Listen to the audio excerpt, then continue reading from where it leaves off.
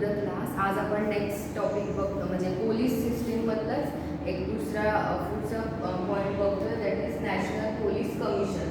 National police commission मी याचा reference आधीच्या कन्सेप्टमध्ये दिलेला आहे, तरी पण आज आपण डिटेलिंगमध्ये बघूया, कारण ह्याच्यावर सुद्धा क्वेश्चन एखादा येऊ शकतो. त्याच्यामध्ये असं असतं की तुम्ही छापवालामध्ये जरी बघितलं तरी त्याच्यामध्ये आहे की select aspects of a national police commission report. म्हणजे काय तर पोलीस कमिशनचा जो रिपोर्ट आहे तो किती महत्त्वाचा असतो पोलीस सिस्टीममध्ये, ह्याचं डिटेलिंग आणि त्याची थोडीशी हिस्ट्री असं नॅशनल पोलीस कमिशनमध्ये दिलेलं आहे. आपल्या प्रत्येकाचं जरी वकिलांचं घेतलं तरी एक बार कौन्सिल असते किंवा चार्टर्ड अकाउंटंटची कौन्सिल असते, डॉक्टरांची मेडिकल कौन्सिल असते, अशा सगळ्या कौन्सिल असतात. जसं पोलीस हा सुद्धा एक डिपार्टमेंट आहे, मग त्याचीसुद्धा कौन्सिल असावी किंवा त्यांनासुद्धा काहीतरी जी सिक्युरिटी मिळते किंवा पोलिसांची जे ह्युमन राईट्स आपण जे म्हणतो त्याच्या अंडर त्यांचे जे काही ऑब्जेक्टिव्स असतील, ड्युटीज असतील, फंक्शन्स असतील, ते सुद्धा कुणाच्या तरी अंडर आहेत किंवा ते सुद्धा बनले गेले पाहिजे. जे स्पेसिफिक ऑब्जेक्ट असलं पाहिजे त्यांच्यासुद्धा कामाला. यासाठी नॅशनल पोलीस कमिशन स्थापन केला गेला.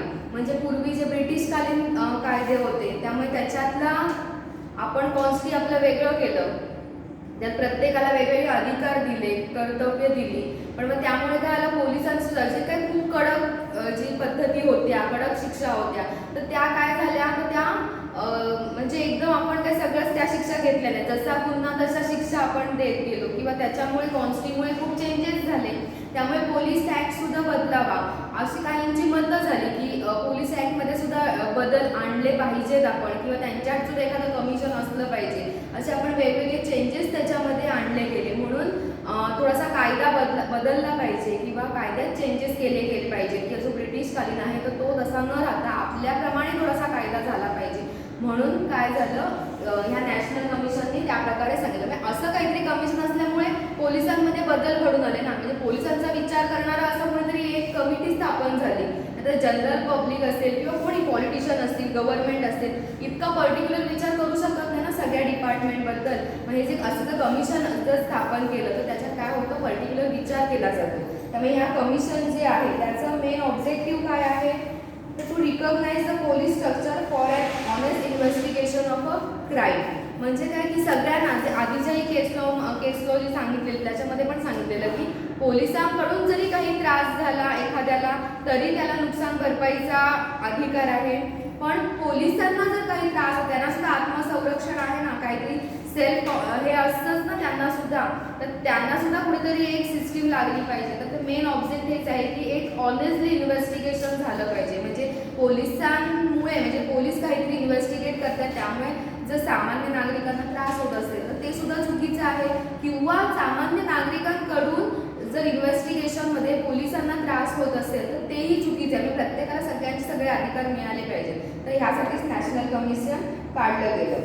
तर हे नॅशनल कमिशन जे आहे तर ते आधी तो नॅशनल कमिशन काढलं गेलं आणि त्यामुळे 1903 साली वेगळे, आणि मग नंतर त्याच्यात खूप आपल्या लोकसंख्येमध्ये किंवा जे काही डेव्हलपमेंट झाले असे बरेच चेंजेस आपल्यामध्ये होत गेले. त्यामुळे शेवटचा जो रिपोर्ट होता म्हणजे नॅशनल कमिशनचा जो शेवटचा 8वा रिपोर्ट होता तो कधी काढला गेला, 15 नोव्हेंबर 1977 रोजी, 15 नोव्हेंबर 1977ला जो 8वा रिपोर्ट होता तर तो म्हणजे तिथे सादर केला गेला. आणि त्या रिपोर्टनी जो शेवटचा रिपोर्ट होता 8वा, त्याने हे सगळं मग आत्ता जे काही आपली सिस्टीम चालू आहे म्हणजे कॉन्स्टिट्यूचा आधार घेऊन प्रत्येकाला हे केलं जातं आहे, म्हणजे पोलीस आणि नागरिक या दोघांनाही जे बॅलन्स केलं जातं आहे, तर ते 8वा रिपोर्ट जो होता तर त्यांनी हे 1977 साली त्याच्यामध्ये हे सगळं जे आता पुढे मी सांगणार आहे हे त्यावेळी सांगितलं गेलं. मग त्याच्यामध्ये कोण कोण होते, तर थोडंसं समजा तुम्हाला ब्रॉड क्वेश्चन आला, जो ऑफलाईन पेपर झाले आणि ब्रॉड क्वेश्चन आला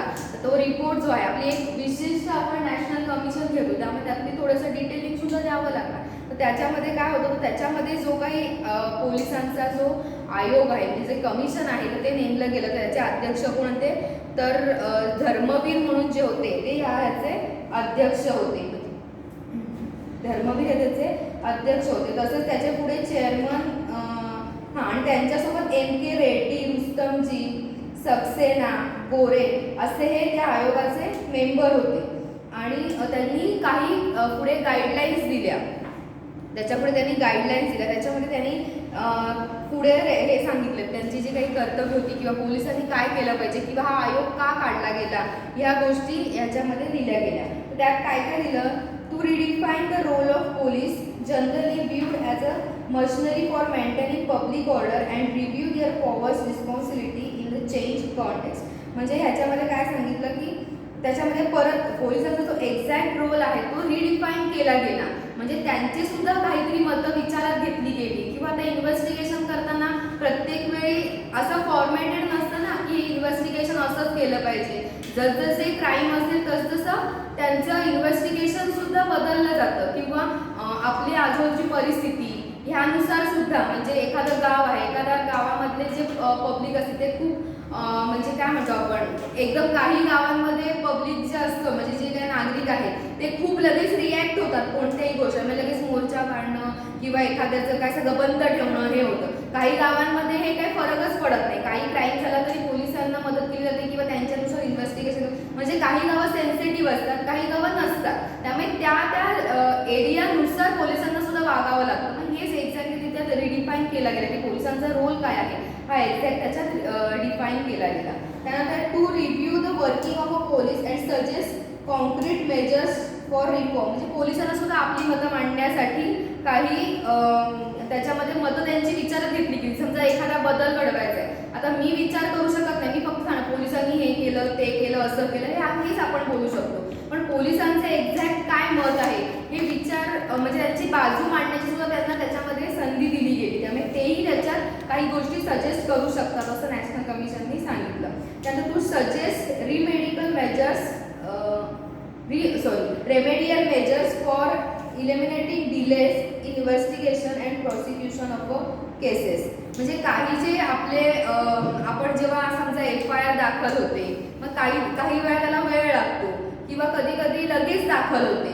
मग जसजसे गुन्हे असतात तसं तसं ते होणार. मग त्याच्यात काही उपाय करू शकतो का, एखाद्या गोष्टींच्या पळवाटा किंवा शॉर्टकट्स जे आपण म्हणतो हे त्या क्षेत्रातली व्यक्तीच सांगू शकते ना. आपण सांगणार नाही की तुम्ही जरा असं करा म्हणजे लवकर काम होईल, हे आपण नाही सांगू शकत, आपण सजेस्ट करू शकतो. पण पोलिसांना ह्याच्यामध्ये त्यांची बाजू मांडण्याची संधी दिली. म्हणजे कशा प्रकारे जर असं काही होत असेल तर त्यांनी म्हटलंय की to suggest remedial measures for eliminating delays in investigation. म्हणजे जर उशीर होत असेल एखादा तपास काम करायला, FIR दाखल करायला, म्हणजे चार्जशीट दाखल करायला जर उशीर होत असेल त्याच्यात काय रेमेडी पाहिजे हा आयोग किंवा आपण एखादं सांगू शकत नाही. त्यात काम करणारा व्यक्ती सांगू की आम्हाला ही अशी मशिनरी प्रोव्हाइड करा किंवा अशी सिस्टीम प्रोव्हाइड करा, तर त्यामुळे आम्ही लगेच एखादी गोष्ट करू शकतो असं त्यांना सजेस्ट करण्याची त्यात संधी दिली. त्यानंतर to examine the existing method and sources of preparing crime statistic and suggest ways to and mean for working out a uniform pattern and crime indicates. म्हणजे परत तेच त्यांना सगळ्या गोष्टीची संधी दिली गेली. म्हणजे काहीतरी सगळं फॉर्मॅटेड झालं पाहिजे. वेगवेगळ्या ज्या मेथड्स आहेत त्या सुद्धा त्यांनी इम्प्लिमेंट करून बघितल्या पाहिजे की काय मेथड्स आहेत किंवा काय नाही आहे. त्यानंतर हे जे मी मगाशी म्हटलं की जे डिले होतं मग ते का होतं याची त्यांना बाजूला संधी दिली. मग त्याच्यात त्यांना काही पाहिजे असेल एखादी सिस्टीम की हे असं असं केलं तर पटकन तपास काम होईल किंवा आम्हाला हे अधिकार आम्हालाच द्या. काही अधिकार हे वरिष्ठांकडे असतात, काही अधिकार हे लोकलला असतात. म्हणजे लोकलला नसतील पण वरिष्ठांच्या इंटरफेरन्सनी काही जर सुटत असेल. आता कधी कधी मोठा गुन्हा झाला तपास काम कुणाकडे असतं, DYSPकडे लागतं, म्हणजे काही इन्स्पेक्टरकडे लागतं, काही DYSPकडे लागतं. तरी सुद्धा SP म्हणजे SP जे असतात ते स्वतः येतात एखाद्या तालुक्यात आणि बघतात काय झालंय. SP जे असतात ते काही DYSP किंवा इन्स्पेक्टरचं काम काय आहे ते एक्झॅक्ट ह्याच्यावर काय फक्त एक्झामाइन करायचं. एक्झॅक्ट त्या गावामध्ये जाऊन इन्व्हेस्टिगेशनमध्ये काय ते पार्टिसिपेट होत नसतात, पण कधी कधी त्यांना सुद्धा पार्टिसिपेट व्हावं लागतं. तर का आता हे सगळे चेंजेस आहेत काही तेही समजू शकतात ना पोलिसांची बाजू. तर हे सगळं जे आहे तर हे सगळं काय केलं आयोगाने त्याच्यामध्ये म्हटलेलं आहे. ह्या पुढे सुद्धा सगळं हेच दिलेलं आहे की पब्लिक आपण जे बघितलं की पब्लिक पोलीस रिलेशनशिप ह्याच्यात म्हणजे वाढलं पाहिजे, त्यांच्यात जास्त म्हणजे इन्व्हॉल्व झाले पाहिजे, पब्लिकांनी मदत केली पाहिजे, हे सगळ्या गोष्टी दिल्या. त्यानंतर ट्रेनिंग असेल किंवा इंटरनल काही एक्झाम्स असतील एकदा ते एंटर झाले याच्यामध्ये तर त्याच्यात सुद्धा काही बदल घडले पाहिजे. म्हणजे प्रशिक्षण अजून चांगल्या रीतीने झालं पाहिजे, इन्स्टिट्यूट वाढवल्या पाहिजे, ट्रेनिंग सेंटर्स वाढवले पाहिजे. त्यानंतर आपल्याकडे येणारे फंड आहेत ते डिरेक्टली कसे आपल्यापर्यंत येऊ शकतात, किंवा ह्यात सगळे जे काही बदल झाले किंवा हे सगळं जे आहे की जे पोलिसांना अपेक्षित आहे की गव्हर्नमेंटकडनं किंवा स्टेटकडनं मिळणं, हे सगळे हे आहे ते नॅशनल कमिशनने त्याच्या पुढे मांडलं, की जे मी आता प्रत्येक वेळी सांगितलं की काय काय. तर त्यात पुढे असं झालं की 1 एप्रिल 1983 रोजी हा जो अहवाल नंतर पुढे लोकसभेत मांडला गेला आणि गृहमंत्र्यांनी पुढे तो लोकसभेमध्ये मांडला. आणि मग त्याच्यामध्ये जे आहे की जे आपलं सेंट्रल गव्हर्नमेंट म्हणजे सेंट्रल गव्हर्नमेंट असतं, त्यांनी काय सांगितलं की स्टेट सिक्युरिटी कमिशन सुद्धा स्थापन केलं गेलं पाहिजे. म्हणजे जसं की आपल्या मगाशी मी म्हटलं त्याप्रमाणे की जर ॲडव्होकेट्सच्या काही गोष्टी असतील तर आपण ते बार काउन्सिलकडे मांडतो किंवा बार काउन्सिल पुढे ते ॲडव्होकेट्सना काही गोष्टी प्रोव्हाइड करतात. जसं मेडिकल काउन्सिल आहे की जी डॉक्टरांना मदत करत असते, चार्टर्ड सीएची काउन्सिल आहे, हे जे लोक आहेत, इंजिनियर्सचे वेगळे असोसिएशन असतात. मग ह्या सगळ्या काय असतात आपल्या माणसांसाठी, म्हणजे जे काय प्रोफेशनल्स आहेत त्यांच्यासाठी काम करतात. मग तशी पोलिसांची सुद्धा अशी काहीतरी काउन्सिल असली पाहिजे. किंवा आता हे जे नॅशनल कमिशन आहे पण त्याच्या अंडर सुद्धा एक स्टेट सिक्युरिटी कमिशन असलं पाहिजे की जेणेकरून लगेच की आपण नॅशनलपर्यंत पोहोचत नाही, तर ते म्हणजे नॅशनल जो पोलीस कमिशन आहे तिथपर्यंत आपण जाऊ, त्यापेक्षा एक स्टेट सिक्युरिटी कमिशन सुद्धा स्थापन केलं गेलं पाहिजे असं त्याच्यामध्ये सांगितलं आणि त्याप्रमाणे ते स्थापन केलं गेलं. मग ह्याच्यामध्ये काय सांगितलं की जे पोलिसांच्या नोकरी संदर्भातले किंवा काही प्रिकॉशनरी जी कामं असतील तर ती त्यांनी कोणती करायची, तर त्याचा सगळा लेआउट केला गेला.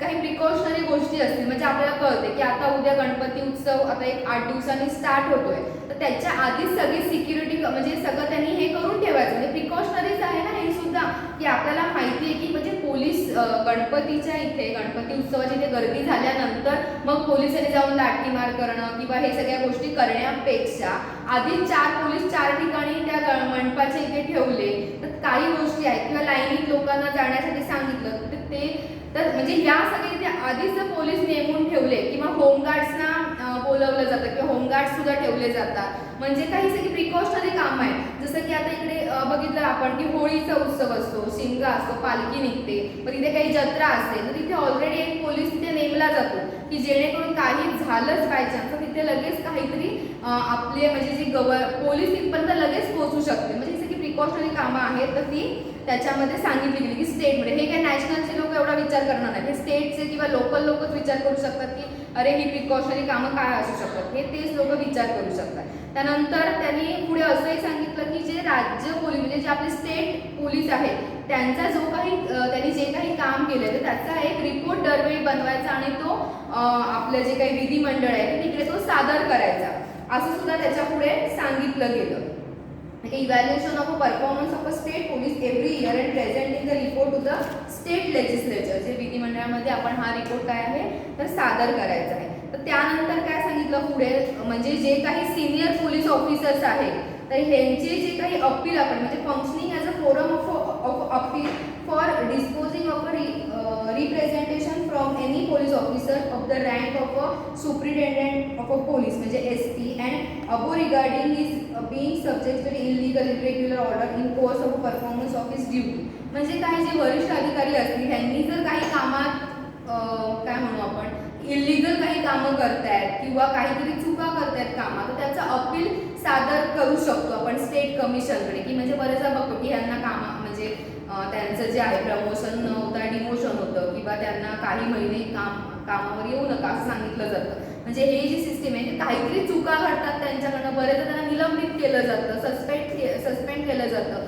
मग हे सगळं स्टेट आयोगाकडे तुम्ही काय करू शकता, अपील करू शकता. म्हणजे ही संधी पोलिसांना दिली त्यांची म्हणजे काय थोडक्यात बाजू मांडण्याची संधीच दिली ना, त्यांच्या जरी कंप्लेंट केली सस्पेंड केलं तर ते सुद्धा कुठेतरी अपील करू शकतात. हे या स्टेट आयोगाने स्टेट सिक्युरिटी आयोगाने सिक्युरिटी आहे सुद्धा पोलिसांची, तर ते अपील करण्याचा चान्स या स्टेट आयोगाने त्यांना दिला.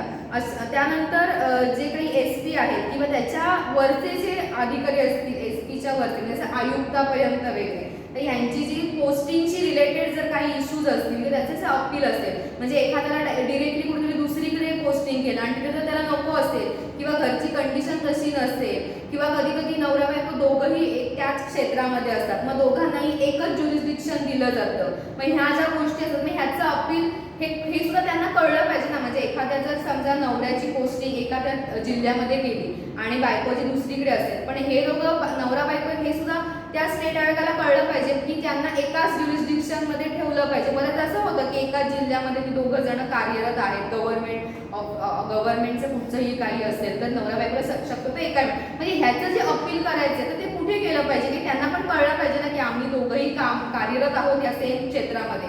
हे स्टेट आयोगाकडे आपण त्याचं अपील करू शकतो रिलेटेड टू पोस्टिंग जे असतं त्याचा जे काही अपील आहे ते आपण स्टेट आयोगाकडे करू शकतो. असं हे स्टेट सिक्युरिटी आयोग कमिशनचं नॅशनल कमिशन म्हणजे सांगितलं गेलं स्टेट लेजिस्लेचरकडे. तर हे सगळी कामं हे करतात स्टेट सिक्युरिटी. थोडक्यात काय कुठचंही अपील असेल किंवा आपली लोकल जरी पोलिसांची काही कंप्लेंट असतील म्हणजे पोलिसांशी रिलेटेड अंतर्गत जे काही आहे तर त्याची जे प्रत्येक गोष्टीचं अपील स्टेट सिक्युरिटी कमिशन करत असतो.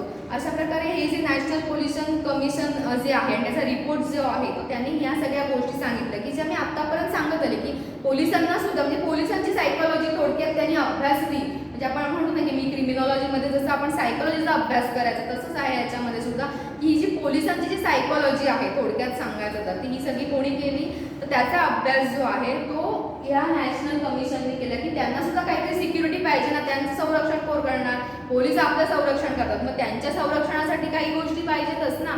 मग त्यासाठी हे सगळं ह्या आयोगाने तिथे मांडलं आणि त्याला संमती मिळाली आणि ते पुढे तसंच कंटिन्यू झालं किंवा त्या आयोगाने जे काही रिपोर्ट मांडले त्याच्यानुसार आता ती सगळी सिस्टीम चालू आहे. तो शेवटचा आयोग होता आणि त्यांनी हे सगळं मांडलं आणि तशी सिस्टीम सगळी चालू झाली. हे अशा प्रकारे या नॅशनल कमिशनमध्ये पूर्ण जे काही पोलिसां रिलेटेड आहे ते सगळं दिलं गेलं.